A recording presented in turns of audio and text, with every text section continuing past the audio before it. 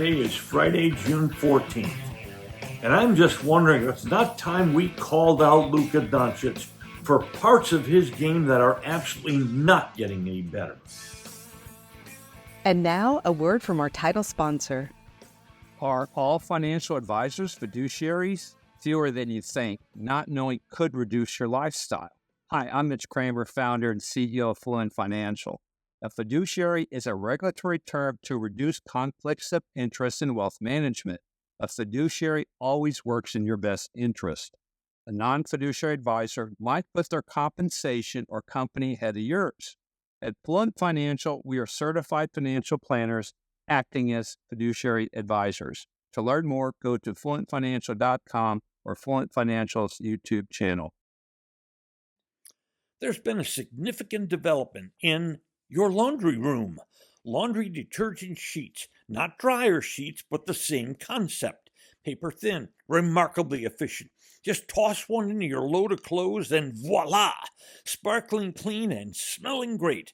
And as a plus, they're hypoallergenic for those with sensitive skin. No more jugs of detergent.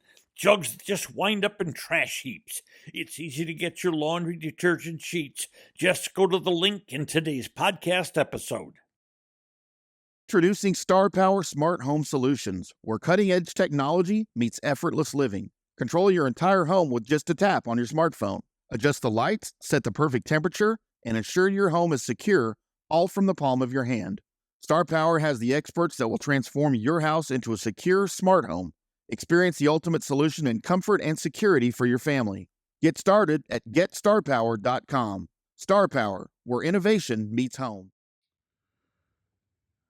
Luka Doncic is an absolutely fantastic offensive player. He's putting up numbers that have literally never been seen before in combination of points, assists, and rebounds. And his numbers in the NBA Finals are terrific.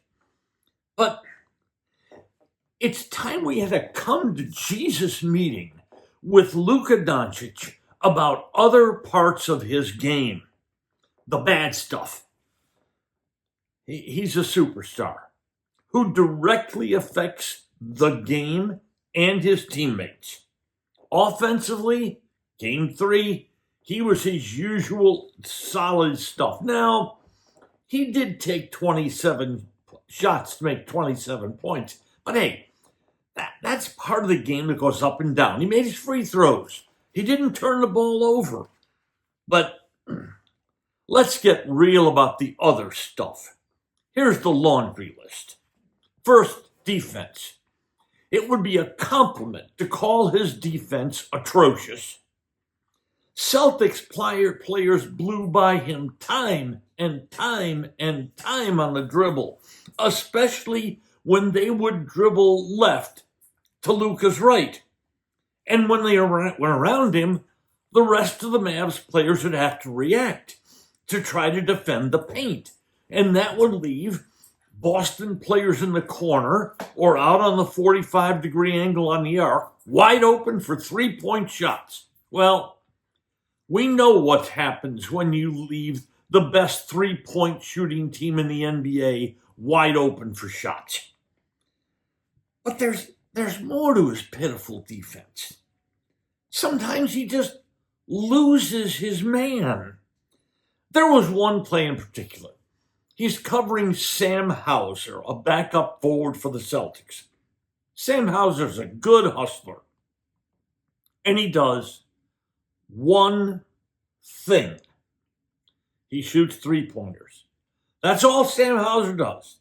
He won't go slashing the basket and dunking a basketball. He's a three-point shooter who hangs out hoping that other Celtics players will create a situation where he is wide open. Well, in this case, Luka's covering him, and there's nobody around. Luka's pointing at I don't know what defensively. And ball goes to Hauser. Do not let Sam Hauser shoot open threes. He is a better three-point shooter than Jason Tatum, Jaylen Brown, Derek White, Kristaps Porzingis, but Luka lost him. Well, what happens? What happens is nothing but net, and Boston has 3 more points. It's sometimes really hard to watch because the game's moving at such a pace. But sometimes Luka reminds me of that old game at the carnivals you'd go to, where the little guy would come along like this and you'd shoot an air gun at his shoulder, and when he hit his shoulder, he'd turn around and go the other way. Luka's like that little guy. He's looking around. It's like he's lost defensively at times. And he's not blocking out. He allowed Celtics 3 times clear paths to offensive rebounds. Luka, apologists, will point out he's got injuries. And you know what? He is playing with some. This is the postseason in the NBA. Tonight, the Mavericks will play the 103rd game of their season. Let me tell you something. Everybody is hurting in the NBA. You cannot play that kind of year-long schedule and not have bumps. Kyrie's got bumps. Tatum's got bumps. PJ Washington's got bumps. Everybody's playing with some kind of hurt. And you know what?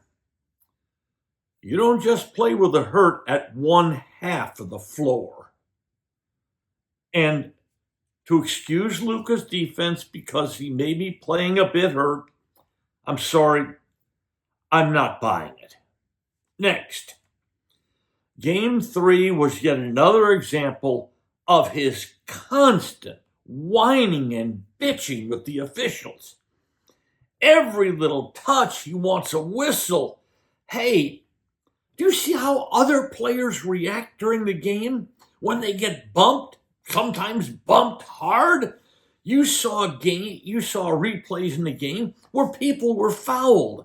Do they throw their arms out and gesture? Do they start talking to the referee going down the floor? No. They play basketball because the game's going on. If the whistle doesn't blow, the game goes on. Luka apologists will say he should get more calls. Well, this year, Luka shot the 3rd most free throws of any player in the NBA. But have you noticed something about Luka? Watch when he drives to his left.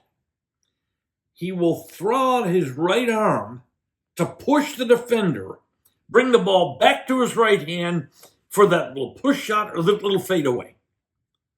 That could be called a half a dozen times in the game. It isn't. Luka gets away with bumping and pushing when he has the ball. That is part of the NBA game. Do we like it? No, not necessarily. But the NBA is a tough, physical game. Everybody gets bumped or shoved or touched at some point. And that constant bickering, that is not a way to curry favoritism with the refs in the NBA. And Luka, I wonder if you've noticed this. Luka, it seems, is attempting more and more to draw fouls by going to the ground after shots. I'm going to guess Luka spent more time on the floor, literally on the floor of the AAC than all the other Mavericks combined. And he fouled out with a little over 4 minutes left in a 1-score game. The foul itself, well, we'll get to that in a minute. But Luka would not have had 5 fouls. He would not have been in that predicament had he not committed a couple of silly frustration fouls earlier in the game. Luka committed 4 fouls in 7 minutes in the fourth quarter. Now, foul number 6, that was the most questionable. It was close, a very close call. He tried to step in front of Jaylen Brown to draw a charge. Wait a minute. That was 35 feet from the basket. 35 feet from the basket. And suddenly Luka's trying to draw a charge? Hey, there's 4 minutes and 12 seconds left. You cut a 21-point lead down to 3. Celtics leading come down to 93-90 when Luka committed the foul. And why? Why did he commit the foul? Okay, it was a close call. It was reviewed. I know a lot of people think it should have been challenged, but think is the word that's operative here. Luka must think in that situation. I know he's frustrated, but he's of incredible importance to the Mavericks to stay on the floor. You just can't put yourself in that situation, and he should know that by now. Hey, everybody in this league gets frustrated. A lot of players get frustrated a lot, but you have got to keep your head. Yes, he is 25 years old, but this is year 6 in the NBA for Luka Doncic. And don't forget before that, he had signed to be a professional on Real Madrid's European Championship team at the age of 16.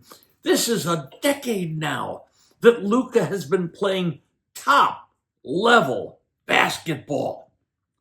Shouldn't he understand the way the game is officiated? And that you must play some level of acceptable defense? There's no questioning. This is a generational talent as an offensive player. But there's also no questioning that he's a liability to the team and his teammates defensively. And he is the NBA's, in my estimation, number 1 whiner. Those things must change if the team Luka Doncic leads is ever to wear championship rings on their fingers. Today's episode brought to you by Fluent Financial, Retire Sooner, Better Lifestyle, and by Star Power, Love Where You Live. Just Wondering is a production of DSP Media for FanStream Sports. You can find Norm's show along with other great programming at fanstreamsports.com. Thank you for listening to today's episode. If you enjoyed it, hit follow. And every weekday, a fresh new episode of Just Wondering will be delivered right to you. And if you enjoy this podcast, please share it with a friend. Finally, should you have questions or comments, please share them with us by going to X and our address at Norm's Clubhouse. That's Just Wondering with Norm Hitzges. And every day, I'll be just wondering about something. And I'm Mary Hitchkus, and I'm just wondering too.